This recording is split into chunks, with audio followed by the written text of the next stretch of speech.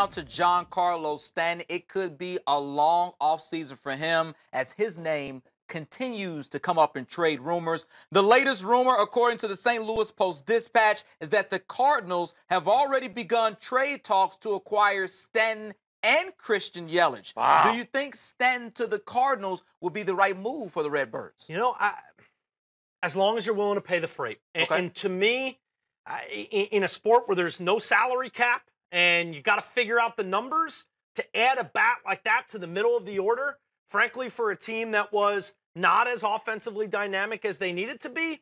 And let's just face it, over the last couple of years, they've lost that power struggle to their once little brother, Chicago Cubs.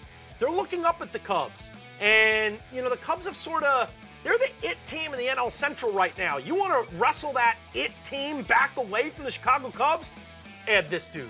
Add 59 home runs. And if you could somehow wrestle away Christian Yelich as well as Big G, because I think Yelich is a fantastic player, and although Stanton gets a lot of the headlines as a Marlins outfielder, Yelich is underrated and a tremendously gifted player on all facets of the game. Hits for average, has speed, is a great defender. If you can upgrade in both those positions, but the big decision you have to make is, do you want to take on that money from Giancarlo Stanton? And what about if the Marlins are willing to pay some of that contract? Makes it even easier. Because all the reports say the Cards won't do the deal without the Marlins paying a portion of that $295 million that's left on that deal. They're only willing to pay a fraction of it, and I think that's fair. I think that's how negotiating works, especially when we're just like tick, tick, tick, just starting up the stove. We're getting that hot stove nice and ready and preheated, so you might as well be pretty stern and stubborn with your negotiations with the Marlins.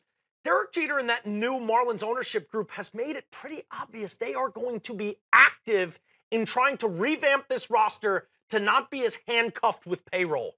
That's just the way it goes when you're running the Marlins. And Derek Jeter and those guys are learning that the hard way. To send a guy like Stanton to such a preeminent blue blood franchise in baseball like St. Louis, where they always seem to get the best out of people.